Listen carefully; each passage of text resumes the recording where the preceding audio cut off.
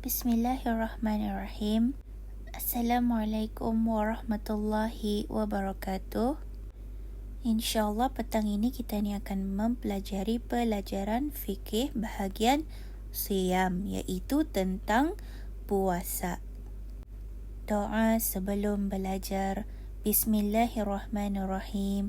Allahumma aftah alaina hikmataka وانشر علينا من خزائن رحمتك يا أرحم الراحمين رب اشرح لي صدري ويسر لي أمري واحلل عقدة من لساني يفقه قولي. InsyaAllah hari ini kita ni akan mempelajari tajuk baru, iaitu perkara-perkara yang membatalkan puasa. Perkara-perkara yang membatalkan puasa ada 9 perkara, iaitu 1. Makan dan minum dengan sengaja. 2. Muntah dengan sengaja. 3. Kedatangan haid atau nifas. 4. Mengeluarkan air mani dengan sengaja. 5. Memasukkan dengan sengaja sesuatu benda ke dalam rongga terbuka. 6. Berniat berbuka puasa. 7. Menjadi gila atau hilang akal. 8. Menjadi murtad. 9. Bersetubuh. Jadi cikgu mahu murid-murid di akhir pengajaran, murid-murid dapat menyebutkan 9 perkara yang membatalkan puasa dengan betul, iaitu menyebutkan satu demi satu perkara-perkara yang membatalkan puasa. Jadi penerapan nilai akhlak yang dapat ditemui dalam pelajaran kali ini ialah kita ni dapat menanamkan sifat bertanggungjawab terhadap kewajipan berpuasa. Jadi dalam perkara-perkara yang membatalkan puasa, kita ni dapat mempelajari bahawasanya di dalam 9 perkara ini adalah perkara-perkara yang membatalkan puasa. Penerangan dan huraian perkara-perkara yang membatalkan puasa. Perkara 1 iaitu makan dan minum dengan sengaja. Makan dan minum dengan sengaja bukan hanya terhad kepada makan minum perkara-perkara biasa sahaja. Bahkan terkandung di dalam maksud tersebut ialah memasukkan sesuatu ke dalam mulut sehingga sampai kepada had yang zahir, iaitu makhraj ha. Apapun yang dimasukkan ke dalam mulut sehingga had yang zahir, sekalipun bukan jenis makanan, contohnya sejenis kertas, maka hukum puasa itu batal. Jadi ingati, sejenis kertas pebaik yang dimasukkan ke dalam mulut sehingga sampai kepada had yang zahir, iaitu makhraj ha, maka puasa orang itu batal. Jika orang yang sedang berpuasa makan atau minum dengan tidak sengaja disebabkan lupa atau jahil, puasanya tidak batal. Bahkan ia hendaklah meneruskan puasanya itu. Jadi apabila orang itu lupa atau jahil, puasanya tidak batal dan hendaklah ia meneruskan puasanya. Keterangan masalah berkaitan dengan maksud makan dan minum dengan sengaja ialah: masalah 1. Jika menelan dahak yang telah berada di dalam mulut atau dahak yang telah keluar dan sampai kepada had yang zahir, maka hukum puasanya ialah batal.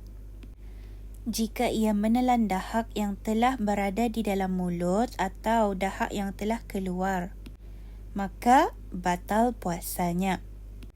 Masalah kedua, jika menelan air liur yang masih berada di dalam mulut dan berkeadaan suci, iaitu tidak bercampur dengan sesuatu, contohnya darah atau sisa makanan yang tertinggal di celah-celah gigi, maka hukum puasanya tidak batal. Masalah ketiga, jika menelan air liur yang bercampur dengan darah disebabkan oleh gusi yang memang sentiasa berdarah dan sukar untuk mengelakkan air liur itu dari bercampur dengan darah gusi. Jadi masalah di sini, gusi orang itu sentiasa berdarah dan ia payah mengelakkan, sukar untuknya mengelakkan air liurnya bercampur dengan darah gusi, maka hukum puasanya tidak batal kerana dimaafkan. Masalah keempat, jika menelan air liur yang bukan di dalam mulut, contohnya air liur yang dikeluarkan di atas bibir mulut, maka hukum puasanya adalah batal. Jadi masalah di sini, ia sudah keluarkan air liurnya di bibir mulutnya, artinya keluar daripada dalam mulutnya, maka serta-merta puasanya batal. Masalah kelima, jika air liur yang dihimpunkan di atas lidah dan dikeluarkan lidah dari mulut, setelah itu ditelan air liur yang dikeluarkan tadi.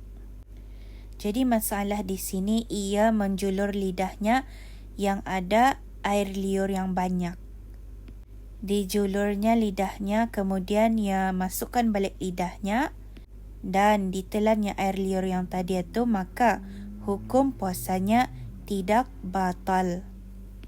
Keterangan tentang muntah dengan sengaja yang merupakan perkara kedua dalam perkara-perkara yang membatalkan puasa. Melakukan sesuatu yang menyebabkan muntah adalah membatalkan puasa. Contohnya, menjolok-jolokkan lidahnya ke langit-langit sehingga muntah disebabkan perbuatannya. Perbuatan sedemikian termasuk dalam maksud muntah dengan sengaja dan hukum puasanya adalah batal. Tetapi muntah yang tidak sengaja, iaitu muntah yang keluar secara tiba-tiba, seperti muntah itu keluar disebabkan rasa badan kurang sehat, maka muntah yang tidak disengaja tidak membatalkan puasa. Jadi apabila ia sengaja melakukan yang ia muntah disebabkan perbuatannya seperti menjolok-jolokkan lidah ke langit-langit, maka sana puasanya batal jika ia muntah. Tapi jika muntahnya itu tidak sengaja kerana badannya kurang sehat, maka muntah itu tidak menyebabkan pembatalan puasa. Sedu dengan sengaja tidak membatalkan puasa, dengan syarat tidak ada sesuatu yang keluar dari perutnya kepada had yang zahir. Tetapi jika seseorang sedu dengan sengaja dan keluar sesuatu dari perutnya, maka puasanya batal. Mengeluarkan dahak sama ada dari otak atau dada tidak membatalkan puasa. Jadi insya-Allah itulah sahaja pelajaran kita ni pada petang ini. Penerapan nilai akhlak yang dapat ditemui dalam pelajaran kali ini ialah menanamkan sifat bertanggungjawab ke atas diri setiap orang Islam untuk sentiasa bertanggungjawab terhadap kewajipan berpuasa. InsyaAllah. Assalamualaikum warahmatullahi wabarakatuh.